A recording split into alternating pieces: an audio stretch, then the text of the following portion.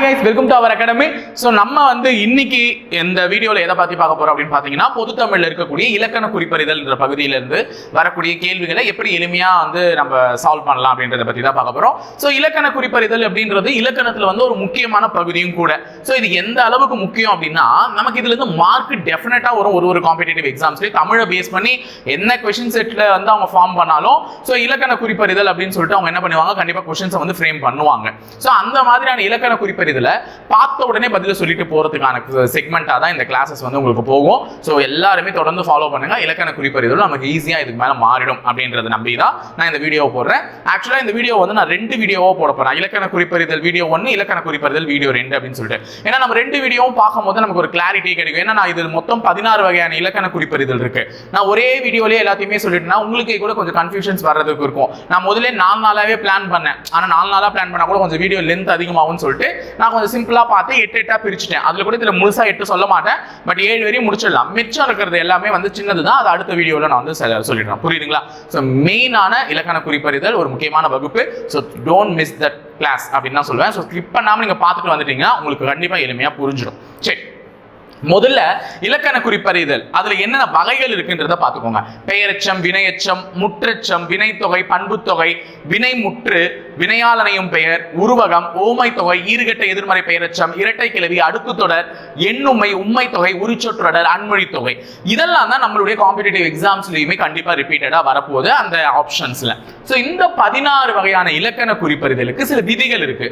அதெல்லாம் படிச்சு நம்ம ஞாபகம் வச்சுக்கிட்டோம்னா இந்த வீடியோவுடைய கடைசியிலே உங்களுக்கு 8 கேள்வி வச்சிருக்கேன். நீ இப்படி சொல்லிடுவ, பாத்தீங்க, இப்படி சொல்லிடுவ. அந்த அளவுக்கு உனக்கு ஈஸியா இருக்கும். அதனால நீங்க ஸ்கிப் பண்ணாம பாருங்க. இந்த வீடியோவினுடைய முடிவுல கேட்கிற கேள்வி உங்களுக்கு ரொம்ப ஈஸியா மாறிடும். சோ தொடர்ந்து நடத்த ஆரம்பிக்கிறேன், கவனிக்கலாம். ஓகேவா? சோ ஃபர்ஸ்ட் இலக்கண குறிப்பறிதலை நம்ம பார்க்க போறது பெயரெச்சம். ஓகேவா? பெயரெச்சம். இந்த பெயரெச்சத்தை தெரியறதுக்கு முன்னாடி நமக்கு ஒரு சில விஷயங்கள் தெரியணும். அது என்னன்னு பாத்தீங்கன்னா, சொல்லை பற்றி தெரியணும். ஓகேவா? நமக்கு என்ன தெரியணும்? சொல்லை பற்றி தெரியணும்.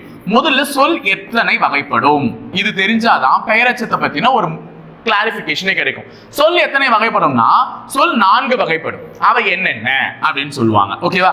சொல் பெயர் சொல், வினை சொல்,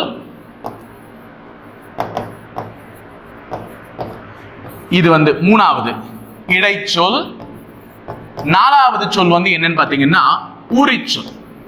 ஓகேவா?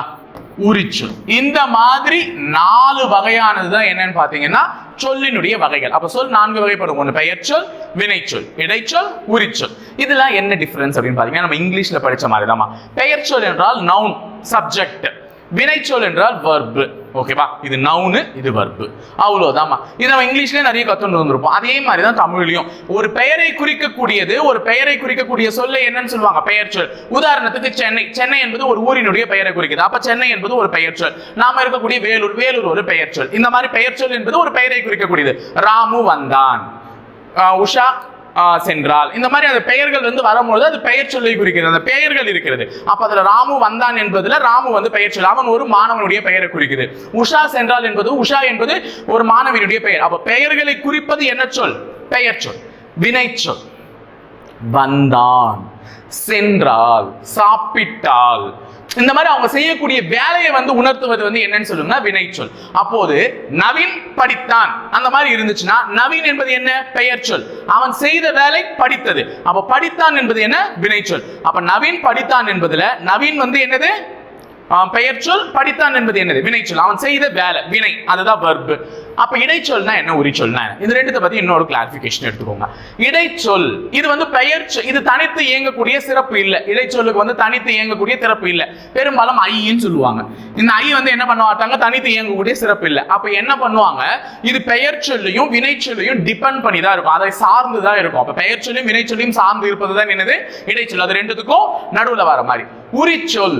உரிச்சொல்னா என்னன்னு பாத்தீங்கன்னா, மா இந்த மாதிரி எல்லாம் வந்துச்சுனாலே அது என்னன்னு பாத்தீங்கன்னா உரிச்சொல். அப்ப ஈஸியாவே நம்ம இலக்கண குறிப்பறிதல எப்படி பாயிண்ட் அவுட் பண்ணலாம்னா, இந்த மாதிரி மாதவம், மா அப்படின்னு வந்துச்சுனாலே நீ உடனே என்ன பண்ண? உரிச்சொற்றொடர் அப்படின்னு போட்டுலாம். அது ஒரு உரிச்சொல். மா என்பது என்னது? உரிச்சொல். உயர்த்தி கூறுவது. செய்யக்கூடிய ஒரு வினையை வந்து உயர்த்தி கூறுவதுதான் என்னன்னு பாத்தீங்கன்னா உரிச்சொல் அப்படின்னு சொல்லுவாங்க. அப்ப மாதவம் அப்படின்னு சொல்றாங்களாலே மா என்று அந்த வார்த்தை வந்துச்சுனாலே நீங்க முடிவு பண்ணிடலாம் அது ஒரு உரிச்சொல். சோ அதுல வந்து இருக்கக்கூடியது என்னது உரிச்சொற்றொடர் அப்படின்றது முடிவுக்கு வந்துடலாம். சோ இதுதான் சொல்லினுடைய 4 வகைகள். ஏன் இதை நான் சொல்றேன்னா இந்த பெயரெச்சம் வினையெச்சம் இதெல்லாம் தெரிஞ்சுக்கிறதுக்கு முன்னாடி இந்த பெயர்ச்சொல் வினைச்சொல் என்னன்னு தெரிஞ்சாதான் உனக்கு அது வந்து ஈஸியா புரிய வைக்க முடியும். ஓகேவா? சோ பெயர்ச்சொல் வினைச்சொல் என்னன்னு தெரிஞ்சு ஒரு மனிதனுடைய பெயரை குறிப்பது பெயர்ச்சொல், ஒரு இடத்தினுடைய பெயரை குறிப்பது பெயர்ச்சொல், ஒரு பொருளினுடைய பெயரை குறிப்பது பெயர்ச்சொல். அவங்க எல்லாம் எதனா ஒரு வேலை செஞ்சாங்கன்னா அது வினை, அது அவங்க செய்த வினை, அது வினைச்சொல். ஓகேவா? சோ ஃபர்ஸ்ட் பெயரெச்சத்தை பாருங்க.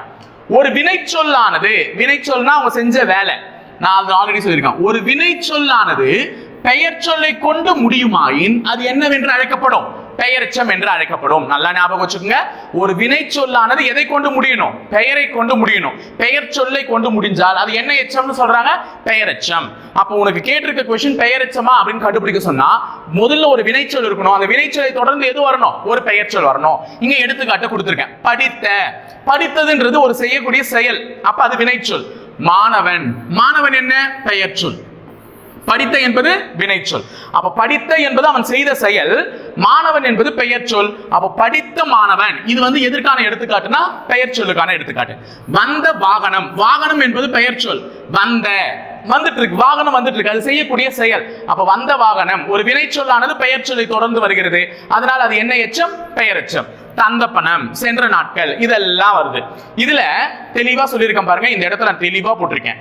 மேற்கண்ட, மேற்கண்டவற்றுள் படித்த, வந்த, தந்த, கண்ட, இது எல்லாமே என்னத்துக்கான உதாரணம் பாத்தீங்கன்னா பெயரெச்சங்களுக்கான உதாரணம். இதை எப்படி சார் எளிதாக கண்டுபிடிப்பது? இதுதான் நமக்கு தேவை சார். ஒவ்வொன்றையும் நம்ம மனப்பாடமா பண்ண முடியும். எப்படி எளிதாக கண்டுபிடிப்பது? இதை இந்த இடத்துல சொல்லியிருக்கேன் பாருங்க. இதை படிச்சிட்டீங்கன்னா டக்குன்னு உனக்கு புரிஞ்சிடும். படித்த மாணவன், வந்த வாகனம், தந்த பணம், கண்ட கனவு, சென்ற நாட்கள் போன்ற வாக்கியங்களை பிரித்து எழுதும் போது இலக்கண குறிப்பு என்னவென்று கேட்டால் நீங்கள் முதலில் உள்ள படித்த, வந்த, தந்த, கண்ட, சென்ற போன்றவற்றை கணக்கிட்டு தான் பெயரெச்சம் என எண்ண வேண்டும். முதலில் வந்த அந்த படித்த, வந்த, சென்ற போன்ற வார்த்தைகள்ல என்ன வார்த்தை ஒலிக்குன்னு பாத்தீங்கன்னா ஆ. ஆ. படித்த, சென்ற, வந்த, தந்த, கடைசியில சொல்லும் போது என்ன டோன் வருது? ஆ. அப்ப கடைசியில சொல்லும் போது இந்த மாதிரி ஆ என்று முடிந்தால் அது என்ன எச்சம்? பெயரெச்சம். புரியுதா சொல்றது? அப்போ இப்ப படித்த மாணவன் அந்த மாதிரி நான் சொல்றேன்னா இந்த கடைசியா இருக்கக்கூடிய தாவை நான் என்ன எழுதியிருப்பேன்? இத்து பிளஸ் ஆ. இந்த இத்து பிளஸ் ஆ தான் புணர்ந்து என்னவா மாறி இருக்கு? தான் மாறி இருக்கு. அப்ப படித்த மாணவனை நான் என்ன எழுதியிருக்கணும்? இது வந்து பெயர் சொல், இது அவன் செய்த வினை. அந்த வினையில உள்ள கடைசி எழுத்து, விகுதியில் கடைசியாக உள்ள எழுத்து நான் பிரிக்கும் பொழுது இத்து பிளஸ் ஆ அப்படின்னு வருது. அப்ப அந்த ஆ என்ற சொல் வரும் பொழுதே அதை வச்சு நான் முடிவு பண்ணிடுவேன். அப்ப படித்த, கடந்த, சென்ற அந்த மாதிரி ஆன்னு வந்துச்சுனாலே அது என்னன்னு முடிவு பண்ணிடுவேன்? அது ஒரு பெயரெச்சம். ஓகேவா? அப்போ படித்த இதன் கடைசி எழுத்து தா, அதை பிரிக்கும் போது என்ன கிடைக்குது? இத்து பிளஸ் ஆன் கிடைக்கும். அப்ப ஆ என்றும் சத்தம் ஒலித்தாலே அது என்ன எச்சம்? பெயரெச்சம். அப்போ ஒரு வார்த்தையினுடைய முடிவுல ஆன் வந்துச்சுனாலே அது என்ன எச்சம்? பெயரெச்சம். ஓகேவா? பெயரெச்சத்தினுடைய வகைகள் இந்த 4 இருக்கு. இதை தெரிஞ்சுக்கோங்க. 4 பின்ன சார் சொன்னாரு ஆ வந்தாலே பெயரெச்சம் அப்படின்றது உங்க எல்லாருக்குமே மனசுல இப்ப நல்லா பதிஞ்சிட்டு இருக்கும். அப்போ ஒரு வார்த்தையை படிக்கும் பொழுது அதுல ஆ அந்த மாதிரி வார்த்தை சவுண்ட் வந்துச்சுன்னா அது என்ன எச்சம்? பெயரெச்சம்ன்றதை கண்டுபிடிச்சிடுவேன். ஆனா அதுல 4 வகையான பெயரெச்சங்கள் இருக்கு. பெயரெச்சம் 4 வகைப்படும். அந்த 4 வகையான பெயரெச்சத்துல எதுன்ற மாதிரியான கேள்விகளை நம்மள கேட்பதற்கான வாய்ப்புகள் இருக்கு. அப்ப நீ உட்கார்ந்து குழம்பி போய் திருன்னு முழிக்க கூடாது. தெரிநிலை பெயரெச்சம், குறிப்பு பெயரெச்சம், எதிர்மறை பெயரெச்சம், ஈறுகெட்ட எதிர்மறை பெயரெச்சம், இந்த மாதிரி 4 வகையான இது இருக்கு. இதுல எது உன்னுடைய ஆப்ஷன்ல நீ இருந்தா சூஸ் பண்ணணும் அப்படின்றதுக்கான ஐடியா வரணும்ல, அதையும் பார்த்துருவோமா? அப்ப தெரிநிலை பெயரெச்சங்கள் 4 வகைப்படும். அது என்னென்ன? தெரிநிலை பெயரெச்சம், குறிப்பு பெயரெச்சம், ஈறுகெட்ட எதிர்மறை பெயரெச்சம் ஒன்று இருக்கு, எதிர்மறை பெயரெச்சம் ஒன்று இருக்கு. ஈஸி தான், டக்கு டக்கு முடிச்சிடலாம் வாங்க.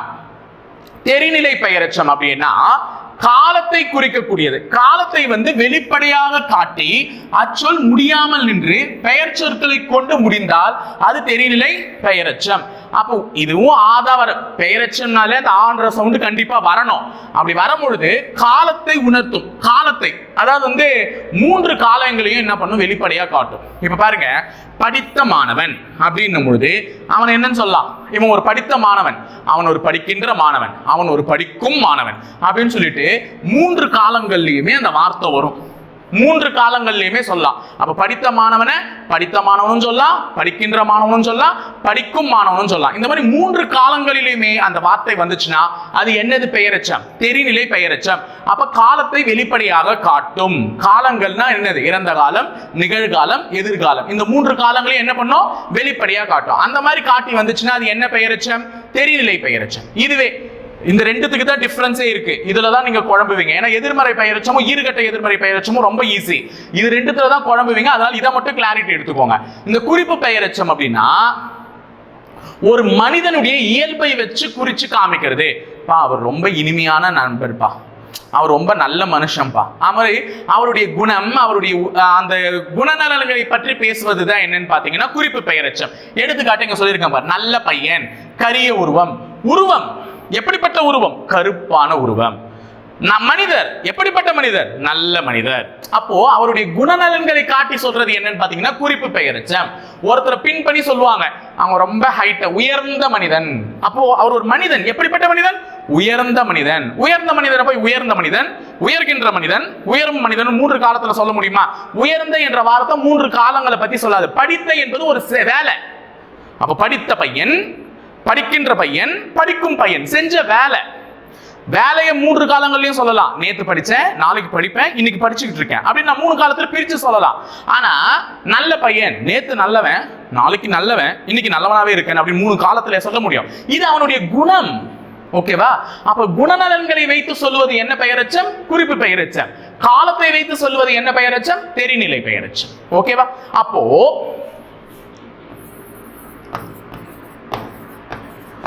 ஓடா மாணவன், ஓடா மாணவன், வேற என்ன சொல்லலாம்? உயர்ந்த மாணவன். இது ரெண்டும் என்னத்துக்கான எக்ஸாம்பிள்? நீங்க சொல்றீங்களா பார்க்கலாமா? ஓடா மாணவன், உயர்ந்த மாணவன். இது ரெண்டுத்துக்கும் எது? இந்த ஓடான்றது எதை குறிக்குது? தெரிநிலை பெயரெச்சமா, குறிப்பு பெயரெச்சமா? இந்த உயர்ந்த மாணவன்றது தெரிநிலை பெயரெச்சமா, குறிப்பு பெயரெச்சமா? ரெண்டுத்துக்கும் நீங்க விளக்கத்தோட சொல்லிட்டு போங்க. ஓகேவா? அடுத்தது எதிர்மறை பெயரெச்சம். எதிர்மறை பெயரெச்சம்ன்றது ஈஸி. எதிர்மறையா பேசாத, நெகட்டிவிட்டி ஸ்ப்ரெட் பண்றப்பா அப்படின்னு சொல்லுவாங்கல்ல, அந்த மாதிரி ஒரு வார்த்தை வந்து இந்த மாதிரி எதிர்மறையா, பேசு பேசாத, கேளு கேட்காத, பாடு பாடாத, இந்த மாதிரி எதிர்மறையான வார்த்தைகளை அதுல ஆதான் முடியும். இங்க பாருங்க, இங்கேயும் நல்ல ஆ, கரிய ஆ, கடைசி வார்த்தை ஆன்ற சவுண்ட் தானே கேக்குது. கரிய ஆ, நல்ல ஆ, அந்த சவுண்ட் தானே கேக்குது. அப்ப ஆன்ற சவுண்டை வச்சு முடிஞ்சாலே அது பெயரெச்சம். அதுல எது குறிப்பு பெயரெச்சம், அதுல எது தெரிநிலை பெயரெச்சம் சொல்லிட்டு. தெரிநிலை பெயரெச்சம் என்பது எப்படி இருக்கணும்? மூன்று காலங்களையும் உணர்த்தி வரணும். குறிப்பு பெயரெச்சம் என்பது எப்படி இருக்கணும்? ஒரு குணநலன்களை உணர்த்தி வரணும். அப்போ இந்த எதிர்மறை பெயரெச்சம் எப்படி இருக்கணும் சார்னா, எதிர்மறையா இருக்கணும். பாசிட்டிவ் வார்த்தைக்கு எதிரான நெகட்டிவ் வார்த்தை இருக்கணும். பாடாத ஆ, கேட்காத ஆ, பேசாத ஆ, எல்லாமே ஆ ஆ தான் வருது. அப்ப பாடாத பைங்கிலி, கேட்காத செவி, பேசாத பெண், இவங்க எல்லாருமே எதற்கான உதாரணம்? எதிர்மறை பெயரெச்சத்துக்கான உதாரணம். சொற்களை வாசித்தாலே தெரியுது அது எதிர்மறை அப்படின்னு சொல்லிட்டு. ஈறுகட்ட எதிர்மறை பெயரெச்சம் ரொம்ப ரொம்ப முக்கியம். இது வந்து ஈற்றெழுத்து கெட்டு வரும் எதிர்மறை பெயரெச்சம் ஈறுகட்ட எதிர்மறை பெயரெச்சம் ஆகும். ஆ என்னும் விகுதியில் முடியும். அப்ப இதுவுமே ஒரு எதிர்மறை மாதிரிதான். பாடா, பாருங்க, பாடா, பொய்யா, வாடா, பேசா, சிந்தா, இதுவுமே என்னன்னு பாத்தீங்கன்னா எதிர்மறையான வார்த்தைகளை தான் கொண்டு இருக்கும். இந்த இடத்துல தான் ரொம்ப குழம்பிங்க. இப்போ பேசா வாய், பேசாத வாயின்னு அர்த்தம். இப்போ பேசாத வாய், பேசாத, இந்த தாவை வந்து பிரிக்கும் பொழுது என்ன கிடைக்குது? இத்து பிளஸ் ஆ, இத்து பிளஸ் ஆ. அப்ப இத்து பிளஸ் ஆன்னு கிடைக்கும் போது இது என்னது? பெயரெச்சம் அப்படின்னு முடிச்சிட்டேன். பெயரெச்சம். இதுல பேசாதன்னு சொல்லியிருக்காங்க. பேசுனா பாசிட்டிவ், பேசாதனா நெகட்டிவ். அப்ப இது ஒரு எதிர்மறை, எதிர்மறையான வார்த்தை. அப்ப எதிர்மறை பெயரெச்சம் அப்படின்னு முடிச்சிட்டேன். இதே இங்க பாருங்க, பேசாவாய் அப்படின்னு கொடுத்திருக்காங்க. இப்போ இதுலயும் என்ன வித்தியாசம்னா, இந்த தா இங்க இருக்கு, இங்க இல்ல, அதுதானே. அப்ப பேசா, இங்க இருக்கக்கூடிய வார்த்தையை பிரிங்க, இந்த சாவை பிரிச்சா விச்சு பிளஸ் ஆன்னு கிடைக்கும். அப்போ ஆ என்னும் வார்த்தைகளை கொண்டு விகுதியில் முடிந்தால் அது என்னன்னு பாத்தீங்கன்னா ஈறுகெட்ட எதிர்மறை பெயரெச்சம். பேச மாட்டான். அப்ப இதுவுமே ஒரு எதிர்மறையான வார்த்தை தான். ஆனா அந்த எதிர்மறையான வார்த்தையை பிரிக்கும் பொழுது அந்த ஈற்றெழுத்துன்ற இங்க தா இல்லாம அது கெட்டு போய் கிடக்கு. அப்ப அது ஈற்றெழுத்து ஈறுகெட்ட எதிர்மறை பெயரெச்சம். அப்ப இதுவுமே ஒரு பெயரெச்சம், ஆல முடிஞ்சிருக்கு. ஆனா இது வெறும் ஆ கிடையாதுமா, ஆல முடிஞ்சிருக்கு. அதனால இது என்ன பெயரெச்சம்? ஈறுகெட்ட. இந்த ஆ என்ற பதிலா என்னன்னு புணர்ந்திருக்கு? ஆணு புணர்ந்திருக்கு. அப்ப ஈறுகெட்ட எதிர்மறை பெயரெச்சம். ஓகேவா? இங்க கொடுத்திருக்காங்களா, பாடா இட்டு பிளஸ் ஆ, பொய்யா ஈ பிளஸ் ஆண் வந்திருக்கும், வாடா இட்டு பிளஸ் ஆண் வந்திருக்கும். சோ எல்லாமே ஆ ஆ ஆல முடியும். அப்ப பேசாவாய், சிந்தாமணி, மாறா அன்பு, செல்லா காசு, தேரா மன்னா, இந்த மாதிரி எல்லாம் இருக்கும். ஓகேவா?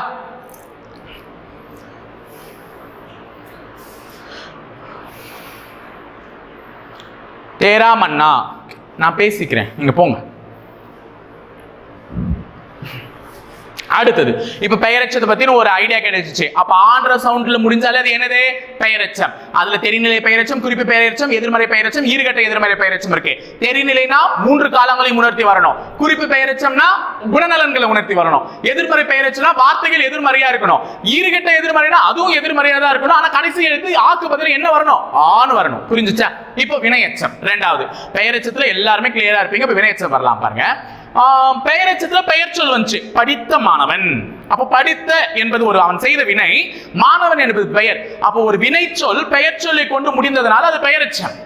ஒரு வினை சொல் வினை சொல்லை கொண்டே முடிந்தா அது என்னது? வினையெச்சம். அவ்வளவுதான். அப்போ தொழிலையும் காலத்தையும் உணர்த்தி வினையை கொண்டு முடியும் சொல் என்ன சொல்? வினை சொல். அப்ப வினைனா செய்யற வேலை. இங்க வந்து பாருங்க, படித்து முடித்தான். படித்து என்பது ஒரு வேலை, முடித்தான் என்பதும் ஒரு வேலை. அப்ப படிச்சு முடிச்சுட்டான். அப்ப வினைச்சொல் வினைச்சொல்லை கொண்டே முடிவதனால் இது என்ன சொல்லுன்னு சொல்றாங்க? வினைச்சொல்லுன்னு சொல்றாங்க. வந்து சென்றான், வந்தான், சென்றான், அவ்வளவுதான். வந்து சென்றான். அப்ப இதுவுமே என்னது? ஒரு வினைச்சொல். ஓடி மறைந்தான், ஓடி மறைந்தான். சென்று வந்தான், சென்று வந்தான்.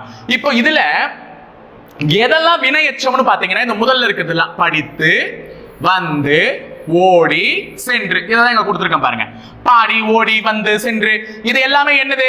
வினையெச்சங்கள். பாடி சென்றால் அப்படின்னு கூட சொல்லலாம்ல. பாடிக்கினே பொண்ணு போனாப்பா, பாடி சென்றால். அப்ப பாடி என்பது அவள் செய்த பாடினது அவள் செஞ்ச வேலை. அப்ப அந்த வினை சொல்லை கொண்டே முடிந்திருக்கிறதுனால அது வினையெச்சம். அப்ப பாடி சென்றால் வினையெச்சம். ஓகேவா? சோ இந்த மாதிரி அதெல்லாம் வினையெச்சம். இதை வச்சு வினையெச்சத்தை எப்படி எளிமையாக கண்டுபிடிப்பது அப்படின்னா, எப்படி பெயரெச்சத்துல லாஸ்டா என்ன வரணும்? ஆ. ஆன வந்துச்சுன்னா என்னது? பெயரெச்சம். வேற என்னவும் வரலாம்னு சொன்னேன். ஏன் ஆன் வந்துச்சுன்னா ஈற்றெழுத்து கெட்டு வருது. அப்ப ஈறுகெட்ட எதிர்மறை பெயரெச்சம் அப்படின்னு சொன்னேன். அப்ப ஆ இந்த சவுண்ட் எல்லாம் வந்துச்சுன்னா அது என்னது? பெயரெச்சங்க. இதே உ ஈ இந்த மாதிரி சவுண்ட் எல்லாம் வந்துச்சுன்னா அது என்ன எச்சம்?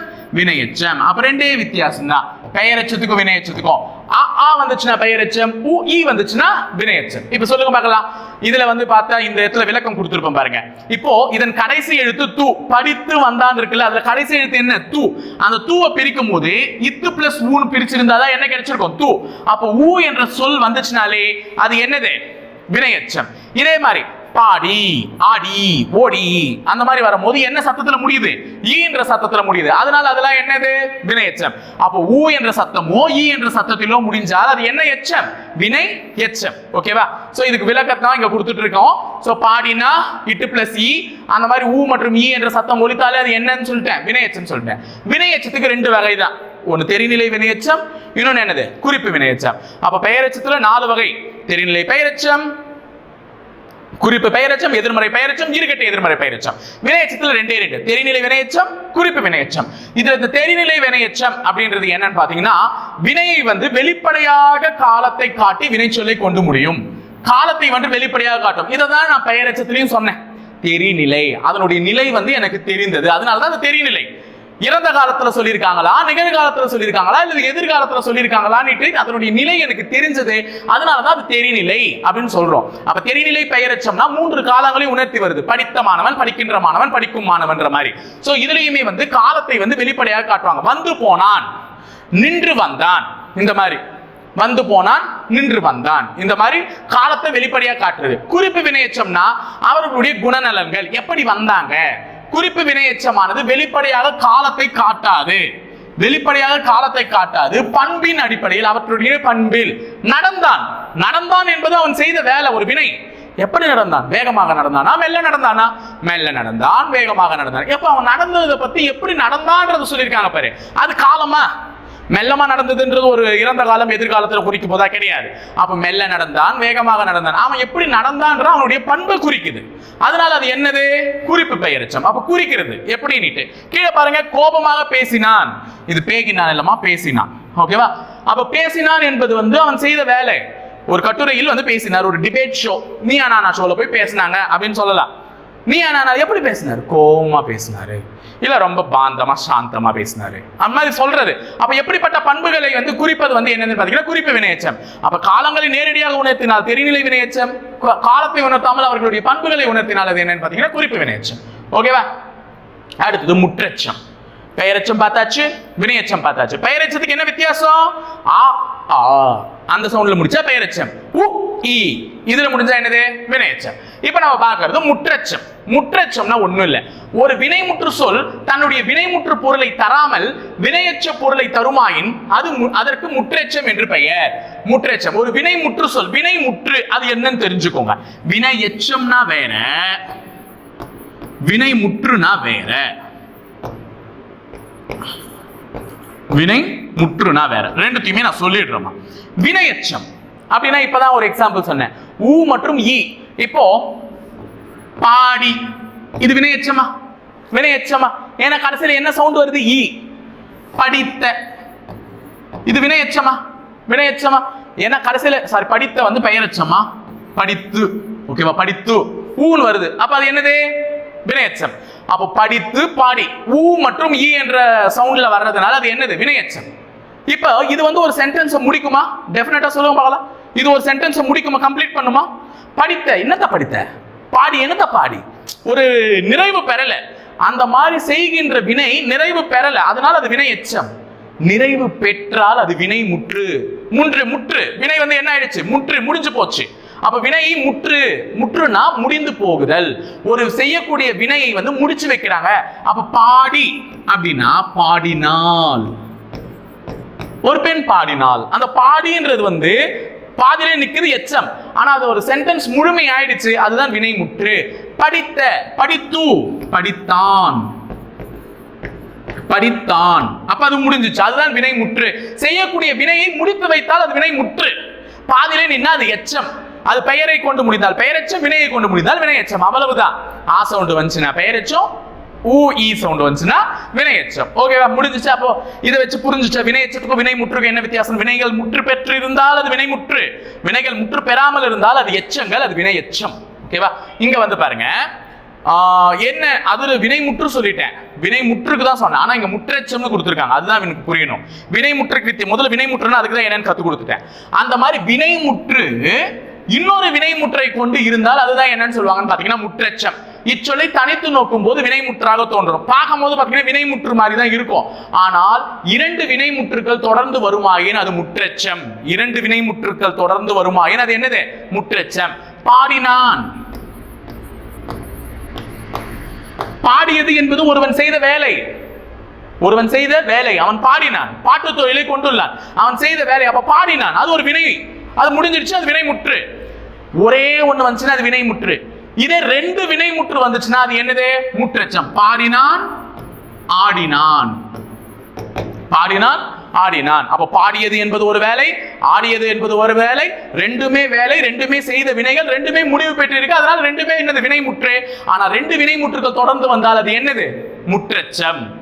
அப்ப பாடினான், ஆடினான், பாடினது ஒரு வேலை, ஆடினது ஒரு வேலை, அது ரெண்டுமே முற்று பெற்று விட்டது. சோ ரெண்டு வினை முற்றுகள் வந்தால் அது முற்றெச்சம். இங்க பாருங்க, சிறுவர் பாடினர், மகிழ்ந்தனர். பாடினர் பாட்டு பாடினாங்க, அது ஒரு செய்த வேலை. மகிழ்ந்தனர் மகிழ்ந்தாங்க, ரொம்ப சந்தோஷமா இருந்தாங்க, அதுவும் அவங்க செஞ்ச வேலை. அப்ப ரெண்டு வினை முற்றுகள் தொடர்ந்து இருக்கு. அப்ப அதனுடைய பெயர் என்ன? முற்றெச்சம். படித்தனர், தேர்ந்தனர், படிச்சாங்க, பாஸ் ஆனாங்க, தேர்ந்தனர். அப்போ படித்தனர், தேர்ந்தனர். அப்போ ரெண்டு வினை முற்றுகள் இருக்கு, அது என்னது? முற்றெச்சம். எழுதினன், முடித்தனன். எழுதுனதுனால தான் முடிச்சான், சிலபஸை கம்ப்ளீட் பண்ணி. எழுதுனா முடிச்சிருக்க மாட்டான், எழுதுனதுனால முடிச்ச. அப்ப எழுதினன், முடித்தனன். அப்ப எழுதினது ஒரு வேலை, எழுதினன். முடித்தனன், முடிச்சது ஒரு வேலை, முடித்தினன். ஓகேவா? அப்ப எழுதினன், முடித்தினன், அது ரெண்டு வினைகள். அந்த ரெண்டு வினைகளை முடிச்சதுனால அதுவும் என்னது? முற்றெச்சம். ஓகேவா? அப்ப வினைமுற்றுக்கள் தொடர்ந்து 2 முறை வருமா, அது முற்றெச்சம். ஒரே முறை வந்துச்சுன்னா அது வினைமுற்று. வித்தியாசம் புரிஞ்சுச்சு? அதுக்கு தான் முதல்ல வினைமுற்ற புரிய வச்சேன். அப்ப வினையச்சத்துக்கும் வினைமுற்றுக்கும் என்ன வித்தியாசம் தெரிஞ்சுச்சு, வினைமுற்ற வச்சு முற்றெச்சம் என்னன்னு புரிய வச்சுட்டேன். முடிஞ்சுச்சா? அடுத்தது வினைத்தொகை. போயிடலாமா? போர் அடிக்கல இல்ல? சக்குன்னு எடுத்துன்னு போயிடலாம். ஓகேவா? என்னை பொறுத்தவரைக்கும் கொஞ்சம் யாராவது ஒருத்தருக்கு புரிஞ்சா கூட நமக்கு ரொம்ப ஹாப்பி தானே, சந்தோஷம் தானே. சரி, வினைத்தொகை. 3 காலத்திற்கும் பொருந்தி பெயர் சொல்லால் தழுவ பெற்று போற தொடரே என்ன தொடர்? வினைத்தொகை. ஓகேவா? அப்போ வினைத்தொகையை பொறுத்தவரையும் 3 காலங்களையும் உணர்த்தணும். எப்படி நம்ம வந்து முதல்ல பெயரெச்சத்துக்கு சொல்லும் போது படித்த மாணவன், படிக்கின்ற மாணவன், படிக்கும் மாணவன் தெரிநிலை பெயரெச்சத்துக்கு சொன்னல 3 காலங்களையும் உணர்த்தி வருது. அதே மாதிரி 3 காலங்களை உணர்த்தக்கூடிய ஒரு வினை வந்து என்னன்னு சொல்லுவாங்க? வினைத்தொகை. இப்ப அந்த படித்த மாணவனை கூட என்ன சொல்ல வினைத்தொகைக்கு எக்ஸாம்பிளா சொல்லலாம். பட் ஆனா அது அவ்வளவு சொல்ல மாட்டாங்க. இந்த இடத்துல அது ஒரே வார்த்தையா தான் இருக்கும். அதுல 2 வார்த்தையா பிரிக்கணும். இப்ப இங்க எடுத்துக்காட்டுக்கு என்ன கொடுத்திருக்காங்கன்னா ஊறுகாய், ஊறுகாய். இதுதான் வினைத்தொகை. இதுல எப்படி கண்டறிவதுன்னு பாத்தீங்கன்னா, வினைத்தொகையில் 2 சொற்கள் இருக்கும். அது நமக்கு பார்க்கறதுக்கு ஒரே சொல் மாதிரி தான் இருக்கும். ஊறு காய், அதுதான் 2 சொல். அந்த 2 சொல்லையும் சேர்த்து ஊறுகாய் என்ற மாதிரி இருக்கும். முதல் சொல்லானது வினை சொல்லாக இருக்கும். இந்த 2 சொல் இருக்குல்ல, இப்ப ஊறுகாய்ன்னு சொல்லிட்டாங்க. இது 2 சொல். அந்த 2 சொல்ல ஊறு என்பது முதல் சொல், காய் என்பது 2வது சொல். அதுல முதல் சொல் என்னவா இருக்கும்னா வினை சொல். ஊறுகின்றது. ஊறுகின்றதுன்றது ஒரு செயல். துணியை ஊற வச்சுட்டு போமா, அப்ப ஊற வைக்கிறதுன்றது ஒரு செயல். அப்ப ஊறுகின்றது என்பது ஒரு செயல். அப்ப முதலில் இருப்பது ஒரு செயல். அதனால அது எதை குறிக்கிறது? வினைச்சொல்லை குறிக்கிறது. 2வதா இருக்கக்கூடியது வந்து பாத்தீங்கன்னா பெயர் சொல். காய், வெஜிடபிள்ஸ், அது எதை வேணா சொல்லலாம் காய்ன்னு சொல்லிட்டு. அப்ப காய் அப்படின்றது வந்து 2வது, அது ஒரு பெயர் சொல். அப்ப அதுதான் அவங்க சொல்லியிருக்காங்க. 2வது சொல்லானது பெயர் சொல், முதல் சொல்லானது என்னது? வினைச்சொல். இந்த மாதிரி தான் இருக்கும். அதுல ஊறுகாய் என்பது ஊறு என்பதை வினைச்சொல்லாகவும் காய் என்பதை பெயர் சொல்லாகவும் எடுத்துக்கொள்க. இதை வந்து என்னன்னு சொல்லலாம்னா, இறந்த காலத்துல சொல்லும் பொழுது ஊறிய காய், ஊறுகாய் என்னன்னு சொல்லுவாங்க. நம்ம சொல்றமோ சொல்லிடுறோம், ஊறுகாய் இப்ப செம்ம டேஸ்டா இருக்கும், சாப்பிடலாம், சாப்பாட்டு கடிச்சுக்கிட்டு அப்படின்னு சொல்லுவோம். அப்போ ஊறிய காய், ஊறுகின்ற காய், ஊறும் காய் எதிர்காலத்துல சொல்லும் போது. நேத்து ஊறிச்சு, இன்னைக்கு ஊறிச்சு, நாளைக்கும் ஊறும். அந்த மாதிரி 3 காலங்களையுமே உணர்த்தி வந்துச்சுன்னா அது வினைத்தொகை. அப்ப படித்த மாணவனே நம்ம எதுக்கு சொல்ல வினைத்தொகைக்கு சொல்லலாம். ஆனா அதுல வந்து முதல்ல பெயரெச்சமா தான் பார்க்கணும். படித்த என்ற சவுண்ட் முடிக்குது. அப்போ ஊறிய காய், ஊறுகின்ற காய், ஊறும் காய், இறந்த காலம், நிகழ்காலம், எதிர்காலம், இந்த 3த்தையுமே உணர்த்தி வரக்கூடியதுனால அது எதுக்கு சிறந்த எக்ஸாம்பிளா இருக்குன்னா வினைத்தொகை. இப்பொழுது நம்ம வந்து சில விஷயத்தை பார்க்க போறோம். எக்ஸாம்பிளுக்கு கீழே கொடுத்திருக்கேன். படர்கொடி. கொடி படர்ந்து கொண்டிருக்கிறது. அப்ப படர்ந்த கொடி, நேத்து படர்ந்துச்சு, படர்கின்ற கொடி இன்னைக்கும் படர்ந்துட்டே இருக்கு. படரும் கொடி, நாளுக்கும் படரும், எதிர்காலத்தை உணர்த்துது. அப்ப கொடி, ஒரு அவரைக்கொடி வந்து வீட்டுல நடுறீங்க அப்படின்னா சும்மா விட்டுற மாட்டீங்க. ஒரு கோலை ஊனி வச்சீங்கன்னா அந்த கொடி பாட்டுட்டு என்ன ஆயிடும்? படரி போயிட்டே இருக்கும். அப்ப அது 3 காலங்களையும் உணர்த்தி வர்றதுனால படற்கொடி எதுக்கு சிறந்த உதாரணம்? வினைத்தொகைக்கு. இதே சுடுசோறு, சுட்ட சோறு, சுடுகின்ற சோறு, சுடும் சோறு. சுடுசோறு, சுட்ட சோறு நேத்து வச்சேன், டக்குன்னு சுட்டுச்சுப்பா. இப்ப ஆறிட்டு இருக்கு, ஆனா 1 மணி நேரத்துக்கு முன்னாடி அந்த சாத்துல கைக்கும் போது சுட்டுச்சுப்பா. அப்ப சுட்ட சோறு இறந்த காலம். சுடுகின்ற சோறு எப்ப வச்சாங்க, இப்ப கூட சூடாவே இருக்குப்பா. சுடுகின்ற சோறு நிகழ்காலத்துல சொல்றேன். சுடும் சோறு கொஞ்ச நேரம் கழிச்சு எடுத்தாலும் கண்டிப்பா சூடாதான்ப்பா இருக்கும். அப்ப சுட்ட சோறு, சுடுகின்ற சோறு, சுடும் சோறு. அப்ப 3 காலங்களையும் உணர்த்தி வருவதனால இதுவும் என்னதான்? வினைத்தொகை. குடிநீர், குடித்த நீர், குடிக்கின்ற நீர், குடிக்கும் நீர், இதுவும் 3 காலத்தையும் உணர்த்தி வருது. சோ இது எல்லாமே எதுல சேரும்னு பாத்தீங்கன்னா வினைத்தொகைக்கான சிறந்த உதாரணங்களா இருக்கும். அப்ப 3 காலங்களையும் உணர்த்தி வந்தால் அது வினைத்தொகை. அதை ஞாபகம் வச்சுக்கோங்க. ஓகேவா? பண்புத்தொகை. பண்புத்தொகை என்றால் என்ன? ஒரு சொல்லானது பொருளின் பண்பையும் குணத்தையும் உணர்த்தி வந்தால் அது பண்புத்தொகை. நான் ஆல்ரெடி சொல்லிட்டேன். அந்த வினையச்சம் பெயரச்சம்ல இருந்து தான் இதெல்லாம் வருது. தெரிநிலை. தெரிநிலைனா என்ன? அதனுடைய நிலையை தெரிந்து கொள்ளுதல். இறந்த காலமா, நிகழ்காலமா, எதிர்காலமா, அதனுடைய நிலையை தெரிந்து கொண்டால் அது தெரிநிலை பெயரச்சமால இருக்கலாம், இல்ல தெரிநிலை வினையச்சமால இருக்கலாம் சொன்னேன். அப்ப 3 காலங்களையும் உணர்த்தி வருவது வினைத்தொகை. இதே அவற்றினுடைய பண்புகள், குணநலன்களை பற்றி விவரித்தால் அது குறிப்பு பெயரெச்சம் அல்லது குறிப்பு வினையச்சம்னு சொன்னேன். அதுதான் இங்க என்னன்னு சொல்றாங்க? பண்புத்தொகைன்னு சொல்றாங்க. அப்போ ஒரு சொல்லானது பொருளினுடைய பண்பையும் அதனுடைய குணத்தையும் உணர்த்தி வந்தால் அது என்ன தொகை? பண்புத்தொகை. அப்போ ஒரு சொல் அந்த சொல்லுடைய பண்பையும் குணத்தையும் உணர்த்தி வருது. இங்க பாருங்க, செந்தாமரை. செந்தாமரை, சேற்றில் பூத்த செந்தாமரை மலரி அப்படின்னு சொல்லுவாங்களா, அந்த மாதிரி செந்தாமரை அப்படின்னு சொல்லியிருக்காங்க. தாமரை என்பது ஒரு பெயர் சொல், அது ஒரு மலரினுடைய பெயர், குறிப்பு பெயர். எல்லா பூவையும் தாமரைன்னு சொல்லிட மாட்டேன். குளத்துல மலர்வது தாமரை, அல்லிப்பூ, தாமரை பூன்னு சொல்லுவோம். அதுல தாமரைக்கு தெரியும், கண் இருக்கிறவன் பார்த்தா இது தாமரை, இது மல்லிகை, இது ரோஜான்னு பிரிப்பான். அப்ப தாமரை என்பது ஒரு பெயரினுடைய குறிப்பு பெயர். அது கண்டிப்பா கரெக்டா அதுல இருக்கு. அந்த தாமரை எப்படி இருக்கு? செந்தாமரை, செம்மை பிளஸ் தாமரை. இதை பிரிக்கும் பொழுது எப்படி இருந்துச்சான்? தாமரை செம்மையா இருந்துச்சான். அப்ப இதை பிரிக்கும் பொழுது கண்டிப்பா என்ன வரும்? மை வரும். சில பேர் இப்படி சொல்லிடுவாங்க, பண்பு தொகைனாலே பிரிச்சா என்ன வரணும்? மை வரணும். மை வந்துச்சுனாலே அது என்ன தொகை? பண்பு தொகைன்னு சொல்லிட்டு போயிடுவாங்க. நான் அதுதான் சொல்றேன், ஏதோ ஒரு பொருள், அந்த பொருள் எப்படி இருந்துச்சுன்னு அதனுடைய குணநலனை சொல்றாங்க. அப்ப குணநலனை சொன்னா அது என்னது? பண்பு தொகை. ஓகேவா? அது மட்டும் இல்லாம ஈஸியா ஞாபகம் வச்சுக்கிறதுக்கு அந்த வார்த்தையை பிரிச்சாலும் உனக்கு என்ன வார்த்தை வரணும்? மை வரணும். மை வந்துச்சுனாலே இது என்ன தொகை? பண்பு தொகை. இப்ப பாருங்க, கீழே பண்பு தொகையை கண்டறிவது எப்படின்னா, கொடுக்கப்பட்ட சொற்களில் எந்த சொல்லை பிரிக்கும் போது மை விகுதி வருகிறதோ அது பண்பு தொகை. அப்ப பிரிக்கும் பொழுது முதலில் இருக்கக்கூடிய கடைசி எழுத்து என்னவா இருக்கணும்? மையா இருக்கணும் விகுதியில. அப்ப மை விகுதி வந்தாலே அது பண்பு தொகை. செந்தாமரை பிரித்தால் செம்மை பிளஸ் தாமரை. அதுதான் உதாரணத்துக்கு கொடுத்திருக்கேன். இதிலே வந்து நான் சொல்லியிருக்காங்க பார், நிறத்தை குறிக்கும் சொற்கள் பண்புகள்ல பசுமையான நிலம் சொல்லாமா? நிறத்தை வச்சு பசுமை, நீலம், வெண்மை. வெண்மையான மனத்தை கொண்டவன், பசுமையான நிலத்தை உடையவள். நீலம், அந்த மாதிரி கலர்ஸ் வச்சு பண்பு தொகை சொல்லலாம். அதனுடைய பண்புகள் என்ன நிறத்துல இருக்குன்றது ஒரு பண்பு. குணத்தை குறிக்கும் சொல்கள் நன்மை, தீமை, கொடுமை, பொறாமை, எல்லாமே மை மை. பொறாமை மட்டும் வச்சுக்காதீங்க, இல்லைன்னா அதை திருப்பி போடுற மாதிரி ஆயிடும் நம்மளுடைய வாழ்க்கை. அதனால யார் மேலேயும் யாரும் பொறாமப்படாதீங்க. அடுத்தது சுவையை குறிக்கும் சொற்கள். எங்க தமிழ் மிஸ் சொல்லுவாங்க, பொறாமை மட்டும் படுறாதீங்கடா, பொறாமப்பட்டா அதை திருப்பி போட்டா என்ன ஆவியோ அதான் ஆயிடுவேன் அப்படின்ற மாதிரி சொல்லிட்டு போயிடுவாங்க. அதனால நாங்களாம் வந்து 9th 10thலயே எங்களுக்கு மேக்ஸ் மிஸ் சொல்லிடுவாங்க. அதனால நாங்கள் அப்படியே இருந்துருவோம். சுவையை குறிக்கும் சொல்கள் காரம், புளிப்பு, கசப்பு, இந்த மாதிரி வார்த்தைகள். அந்த காரமான சாம்பார், அப்ப அது சாம்பார் தான். எப்படிப்பட்ட சாம்பார்? காரமான சாம்பார். அப்ப அது காரம் என்பது அதனுடைய பண்பு குறிக்குது. அதனால பண்பு தொகை. வடிவத்தை குறிக்கும் சொல்கள் சதுரம், வட்டம், நாற்கலம். வட்ட முகத்தை உடையவள், வட்ட முகத்தை உடையவள். அப்ப முகம் என்பது பொதுவான பெயர். அது எப்படிப்பட்ட முகம்? வட்டமான முகம் அப்படின்னு சொல்லிட்டு அந்த வட்டம் என்பது பண்பை குறிக்கிறது. அதனால அது பண்பு தொகை. ஓகேவா? சரி. பண்பு தொகையில இருபெயரொட்டு பண்பு தொகைன்னு ஒண்ணு இருக்கு. அது என்னன்னு பாத்துக்கோங்க. சிறப்பு பெயர்கள் முன்னும் பொது பெயர்கள் பின்னும் நின்று இடையில் ஆகிய என்னும் பண்பு உருவு மறைவு வருவதே இருபெயரொட்டு பண்பு தொகை. அப்ப பொது பெயர் அப்படின்னா என்னன்னு பாத்தீங்கன்னா, ஒரு காமனா சொல்றது ரூபாய். உங்களுக்கு எல்லாம் புரிஞ்ச மாதிரி சொல்லிடுறேன். ரூபாய் அப்படின்றது பொதுவான பெயர். 10 ரூபாய் வச்சிருந்தாலும் ரூபாய் தான் சொல்லுவேன், 500 ரூபாய் வச்சிருந்தாலும் ரூபாய் தான் சொல்லுவேன், 2000 ரூபாய் நோட்டு இப்பதான் செல்லாதுன்னு ஆயிடுச்சு. சரி, அதெல்லாம் வச்சிருந்தா கூட நான் என்ன தான் சொல்லுவேன்? ரூபாய் வச்சிருக்கேன் தான் சொல்லுவேன். ஆனா ரூபாய் என்றது பொதுவான பெயர். எவ்வளவு ரூபாய் வச்சிட்டு இருக்கேன்னா, என்கிட்ட 200 ரூபாய் நோட்டு இருக்கு, நான் எடுத்து காமிச்சேன்னா அந்த 200 ரூபாய் என்றது குறிப்பு பெயர். அந்த 200 ரூபாயை தான் குறிக்கும். 500 ரூபாய் நோட்டு எடுத்து வச்சுன்னா 200 ரூபாய் நோட்டுனா செவில் மேலே அதிக மாட்டேன், என்ன தெரியுது, என்ன பச்சிருக்கிற அப்படின்ட்டு. அப்ப ரூபாய் என்பது பொது பெயர். 200 ரூபாய் அப்படின்னு நான் சொன்னேன். அந்த முன்னாடி இருக்கக்கூடிய 200 என்பது சிறப்பு பெயர், அந்த நோட்டுக்கான பொது சிறப்பு பெயர். அப்ப மரம், எந்த மரம்னாலும் மரம் சொல்லிடலாம். வேப்ப மரம், வேப்ப மரத்தை மட்டும்தான் வேப்ப மரம் சொல்ல முடியும். புளிய மரத்தை மட்டும்தான் புளிய மரம் சொல்ல முடியும்.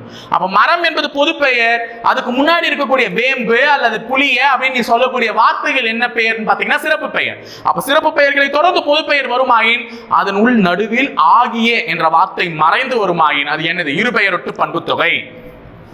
இருபெயரொட்டு பண்பு தொகை. அதற்கு சில உதாரணங்கள் கொடுத்திருக்கேன். நாகப்பாம்பு, பாம்பு என்பது பொது பெயர். என்ன வகையான பாம்பு? நாகம், நாகம். பாம்பு என்பது பொது பெயர், சாரை பாம்பு. பின்னாடி நாடு, நாடு என்பது பொதுவான ஒரு பெயர். என்ன நாடு? இந்திய நாடா, தமிழ்நாடு?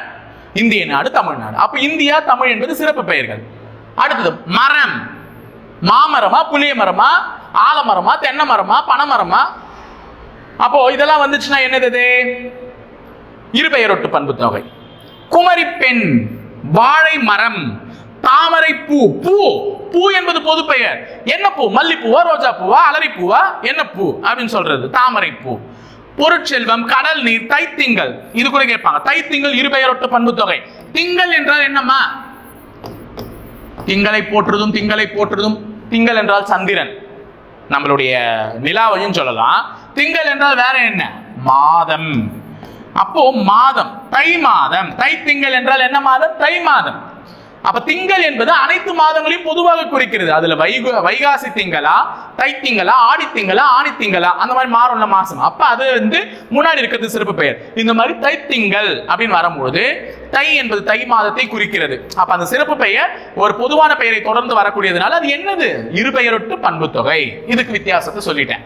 அடுத்தது வினை முற்று. வினையச்சம் எடுக்கும் போதே, இப்பதான் முற்றச்சம் எடுத்தேன். முற்றச்சம் எடுக்கும் போதே சொல்லிட்டேன். படி தூ, ஊ, அந்த சவுண்ட் வருது. ஊன்ற சவுண்ட் வந்துச்சுன்னா அது என்ன? வினையச்சம். இதே முடியல, அது அந்த வினையை முடித்து வச்சால் அது வினை முற்று படித்தான் அப்படின்னு சொல்றாங்க. அங்கதான் இங்கேயும் அதான் எக்ஸாம்பிள் கொடுத்துருக்கேன். ஒரு முடிவு பெற்ற வினை சொல்லே என்னன்னு சொல்றாங்க? வினை முற்றுன்னு சொல்றாங்க. அப்ப ஒரு வினைச்சொல் எங்கு முடிவு பெறுகிறதோ அது வினைச்சொல். படித்தான், படித்தான் என்றாலே ஒருவன் படித்து முடித்து விட்டான் என்று பொருள். கற்றான், அவன் கற்று முடித்து விட்டான். பாடினால், அவள் பாடி முடித்து விட்டாள். அப்போ ஒரு வினையை முடித்து வைத்தால் அது என்னது? வினை முற்று. ஓகேவா? சோ இப்படி ஒரு வினை முற்று பெற்றால் அது வினை முற்று. படித்தான், இதுல 3 வித்தியாசம் காமிச்சிருக்க. இந்த படித்தான்லே படித்த ஆண் வந்துச்சுன்னா அது பெயரெச்சம், ஊ வந்துச்சுன்னா வினை எச்சம், ஆண் வந்துச்சுன்னா வினை முற்று. அவ்வளவுதான், முடிஞ்சுச்சா? அப்ப பெயரெச்சமும் வினையெச்சமும் முடிவை தராது. ஆனால் படித்தான் என்ற வார்த்தை முடிவை பெற்றிருக்கிறது. எனவே இது என்ன வினை? வினை முற்று. முடிஞ்சுச்சா? அப்ப இதுக்கு மேல வினையெச்சம் பெயரெச்சம்லாம் கேட்ட டவுட் வராது. அடுத்தது லாஸ்ட், வினையாளனையும் பெயர். வினையா லனையும் பெயர். ஒரு வினை முற்று சொல் தன் வினை முற்று பொருளை காட்டாமல் வினை செய்தவனையோ அல்லது பொருளையோ குறிக்குமாயின் பெயர் சொல்லாக வருவதே வினையாளனையும் பெயர் ஆகும். இதுக்கு நீ அதெல்லாம் படிக்காத, நான் சொல்றது மாதிரி ஞாபகம் வச்சுக்கோ. அவர், அவன், அனன், இந்த மாதிரி 3 வார்த்தை. இந்த மாதிரி 3 வார்த்தையில முடிஞ்சிச்சுன்னா அது என்னது? வினையாளனையும் பெயர் அப்படின்னு சொல்லிடுவாங்க. ஓகேவா? அவன், அவர், அனன் இந்த மாதிரி முடிஞ்சிச்சுனாலே அது என்னது? வினையாளனையும் பெயர். அப்போ ஒரு வினைமுற்று சொல் தன் வினைமுற்று பொருளை காட்டாமல் வினை செய்தவனையோ அல்லது பொருளையோ, இது எப்படி ஞாபகம் வச்சுக்கணும்னா, இப்ப படித்தான் என்பது வினைமுற்றுன்னு சொன்னேன். இதுக்கு முன்னாடி தானே சொன்னேன். படித்தான், யார் படித்தான்? படித்தான் இருக்கு. இப்போ படித்தாள் இருக்கு. வித்தியாசம் என்னம்மா? படித்தான், படித்தாள், வித்தியாசம் என்ன? படித்தான் ஆண்மகனை குறிக்கிறது, படித்தால் பெண்களை குறிக்கிறது. புரியுதா? இது ஆணை குறிக்கிறது, இது பெண்களை குறிக்கிறது. ரெண்டுமே வினை முற்றுதான். அவ படிச்சு முடிச்சுட்டாப்பா, அவன் படிச்சு முடிச்சுட்டான்ப்பா. அப்ப படித்தான், படித்தால் ரெண்டுமே ஒரு வினை முடிந்து பெற்றது, வினை முற்று. ஆனா இங்க படித்தவன், எவன் படிச்சவன்? வினை முற்று மறைஞ்சிடுச்சு. படித்தவன் யாரோ ஒருத்தன் படித்தவன். ஆனா அந்த வினைமுற்ற மறைஞ்சு வினைமுற்று பொருளை காட்டாம வினை செய்தவன், படித்தவன், கண்டவர், பார்த்தவர் அவர்தான், சென்றனன், அவன் போயிட்டான் அப்படின்னு சொல்றாங்க. இந்த மாதிரி வினைமுற்ற மறைச்சு அதுக்கு பதில் இந்த அவன், அவர், அனன் அப்படின்ற மாதிரி சொற்களை கொண்டு முடிந்தால் அது வினையாளனையும் பெயர். ஒரு வினையின் மூலமாக அணையக்கூடியது, ஒரு வினையின் மூலமாக அணையக்கூடிய பெயர். அப்ப வினையாளனையும் பெயர். புரியுதா? இதுவும் வினைதான். படித்தவன், படித்தது ஒரு வினை, சென்றது ஒரு வினை, கண்டது ஒரு வினை. அப்ப இது எல்லாமே வினையை கொண்டு அனைத்து முடித்து பெற்றிருக்கலாம், வினையாளனையும் பெயர். அப்ப இங்க இருக்கக்கூடியது வினை முற்றுக்கள். அந்த வினை முற்றை வெளிப்படையாக காட்டாமல் வினையாளனையும் பெயரை கொண்டு முடிக்கிறது. அதாவது ஒண்ணும் இல்லை, அவனு, அவரு, அனனு இந்த மாதிரி வார்த்தைகளை கொண்டு முடிச்சா அது வினையாளனையும் பெயர். இப்ப பாருங்க, இதுல காட்சியவர் என்பதின் இலக்கண குறிப்பு என்னன்னு கேட்டா என்னன்னு சொல்லுவீங்க? காட்சி எவர், அவர்னு வந்திருக்கு. நான் சொல்றேனே, அவன், அவர், அனன், இந்த 3 வார்த்தை, அவர், அவன், அனன், இந்த 3 வார்த்தைகளை கொண்டு முடிஞ்சாலே அதனுடைய இலக்கண குறிப்பு என்னது? வினையாளனையும் பெயர். அப்ப அவரா, அவனா, அனனா, இதுல எது இருக்குன்னு பாருங்க. எது இருந்தாலும் உடனே வினையாளனையும் பெயர்னு சொல்லிட்டு தூக்கி போட்டு போயிட்டே இருங்க. புரியுதா? சரி, இப்போ உங்களுக்கு கொஸ்டின் கேட்கறேன்னு சொன்னால போலாமா? கூடவே சேர்ந்து ஆன்சர் பண்றீங்களா? Last 8 question. கீழ்காணும் சொற்களில் பெயரெச்சம், பெயரெச்சம்னால எதை கொண்டு முடியணும்? ஆன்றதை கொண்டு முடியணும். படித்து, ஊ, அப்ப இது இல்ல. எழுதி, ஈ, இதுவும் இல்ல. வந்து, ஊ, இதுவும் இல்ல. அப்ப பார்த்த, இத்து பிளஸ் ஆ, பார்த்த. இந்த கடைசி எழுத்து பிரிச்சா என்ன வரும்? இத்து பிளஸ் ஆ, பார்த்த. அப்ப அதுதான் பெயரெச்சம். இனிய நண்பன், இலக்கண குறிப்பு தருக. இனிமையான நண்பன், நான் தான் சொல்லிட்டேன்ல, அவனுடைய குணத்தை குறிக்குது. நண்பன் ஒரு பெயர் சொல். எப்படிப்பட்ட நண்பன்? ரொம்ப இனிமையான நண்பன். அப்ப இனிமையான நண்பன் என்பது போது அது ஒரு பெயரெச்சம். எப்படிப்பட்ட பெயரெச்சம்? எப்படிப்பட்ட பெயரெச்சம்? நல்லா பாருங்க. நண்பன் என்பது பெயர் சொல். நண்பன் என்பது என்னது? பெயர் சொல். ஒரு பெயர் சொல் ஒரு வினை சொல்லை தொடர்ந்து தான் வந்திருக்கு. அப்ப இது ஒரு பெயரெச்சம்னா எப்படிப்பட்ட பெயரெச்சம்? அப்ப கண்டிப்பா வினையெச்சம் வராது. தெரிநிலை பெயரெச்சம் சொல்லாமா? தெரிநிலை பெயரெச்சம்னா 3 காலங்களையும் உணர்த்தும். இனித்த நண்பன், இனிக்கின்ற நண்பன், இனிக்கும் நண்பன் அப்படின்னு சொல்ல முடியுமா? நேத்து இனிச்சான், இன்னைக்கு இனிக்கிறான், நாளைக்கு இனிப்பான் அப்படின்னு சொல்ல முடியும். அது 3 காலங்களையும் உணர்த்துதா? கண்டிப்பா இல்ல. 3 காலங்களையும் உணர்த்தினால்தான் தெரிநிலை. அப்ப அது அதுல வராது. அப்ப எது? குறிப்பு பெயரெச்சம். அவனுடைய குணநலன்களை குறிக்கின்றது. பெயரெச்சத்துல அவனுடைய குணநலத்தை குறிச்சாலே அது என்னன்னு சொல்லிட்டு குறிப்பு பெயரெச்சம். அப்போ ஒரு பெயர்ச்சொல் ஒரு வினைச்சொலை தொடர்ந்து வருது, அப்ப பெயரெச்சம் அதுல அவனுடைய குணநலனத்தை குறிச்சு வருது, அப்ப குறிப்பு பெயரெச்சம் முடிஞ்சிருச்சு. அசைவிலா இலா நெகட்டிவ்ல சொல்லிட்டாங்க, அசைவு இலா என்ன பெயரெச்சம்? அசைவிலான்னு சொல்லிட்டாங்க. அசைவிலா லா பிரி இல்லு பிளஸ் எதிர்மறை பெயரெச்சம் இது. ஆனா வெறும் எதிர்மறை பெயரெச்சம் ஆப்ஷன்ல இல்ல, அதனால ஈறுகெட்ட எதிர்மறை பெயரெச்சம் போட்டுருவீங்க. ஆனா நான் கடைசி எழுத்து பிரிச்சு பார்க்க சொன்னேன், வெறும் லா இருந்துச்சுன்னா இல் பிளஸ் ஆன் வந்திருக்கும், அப்ப எதிர்மறை பெயரெச்சம் சொல்லலாம். அசைவிலா இல் பிளஸ் ஆ, அப்ப ஈறுகெட்ட எதிர்மறை பெயரெச்சம். ஆடுகொடி இலக்கணம் தருக. ஆடுகொடி ரொம்ப நிறைய எக்ஸாம்ஸ்ல கேட்டிருக்காங்க. ஆடிய கொடி, ஆடும் கொடி, ஆடுகின்ற கொடி, மூன்று காலத்திலையும் சொல்லலாம். இறந்த காலத்துல ஆடிய கொடி, எதிர்காலத்துல ஆடும் கொடி, நிகழ்காலத்துல ஆடுகின்ற கொடி. அப்ப மூன்று வார்த்தைகள். கொடி என்பது பெயர் சொல், ஆடு என்பது அது செயல் வினை வினைச்சொல். அப்ப வினைச்சொல் பெயர் சொல்லோட தொடர்ந்து இருக்கு, அது மூன்று காலங்களையும் உணர்த்தி வருது. அதனால இது என்ன தொகை? வினை தொகை. பயில் தோறும் இதன் இலக்கண குறிப்பு தருக. பயில் தோறும் அதே அகைன் என்னன்னா வினை தொகை தான். ஓகேவா? பேரொலி பேரொலி பிரிக்கும் பொழுது ஒரு ஒலி எப்படி இருக்கு? பேரொலி பெருமை பிளஸ் ஒலி, பேரொலி பெருசா இருக்கு. அப்ப இது என்ன? மையை கொண்டு வருவதனால் பண்பு தொகை. கற்றான் கற்றான் முடிஞ்சிருச்சு, அவன் பயின்றான் அதனால கற்றான் முடிஞ்சிருச்சு, அவன் கத்துக்கு முடிச்சிட்டான். அப்ப முடிந்த ஒண்ணு என்ன? வினை. கற்றது என்பது ஒரு வினை, அது முடிஞ்சிருச்சு, அது என்ன வினை? வினை முற்று. வாழ்க என்பதை இலக்கண குறிப்பு தருக. இந்த கிளாஸ்ல இதை பத்தி நான் நடத்தல, ஆனா இது ஈஸி தான், நான் சொல்லிடுறேன். கா இயர் இயர் செய்ய இந்த மாதிரி வார்த்தைகள் எல்லாம் கொண்டு வந்துச்சுன்னா வினைமுற்றுகளுடைய வகைகள் இருக்கு. அந்த வினைமுற்றுகளுடைய வகைகளான வியங்கோல் வினைமுற்றுல தான் இது செய்கிறோம். அப்ப எந்த ஒரு வார்த்தை கா இய வாழிய வாழியர் அந்த மாதிரி எல்லாம் வார்த்தைகள் வந்துச்சுன்னா அது எதுல சேரும்? வியங்கோல் வினைமுற்றுல சேரும். அப்ப கா இய இயர் செய்ய இந்த மாதிரி வார்த்தைகளை கொண்டு ஒரு சொல் நிறைவு பெற்றால் அது எதுல சேரும்? வியங்கோல் வினைமுற்றுல சேரும். ஓகேவாமா? அப்ப பெயரெச்சம்னா ஆ, வினையெச்சம்னா உ இ, அதுலயும் குறிப்பு தெரிநிலைன்னு சொல்லிட்டேன். தெரிநிலைனா மூன்று காலத்தை உணர்த்தணும், குறிப்புனா அதனுடைய குணநலன்களை உணர்த்தணும், எதிர்மறைனா நெகட்டிவ் வார்த்தைகள் வரணும், ஈறுகெட்ட எதிர்மறைனா ஆ ஆவா மாறிடணும். எல்லாமே சொல்லியிருக்கேன். பெயரெச்சம் வினையெச்சத்துல இதுல டவுட் இருக்காது.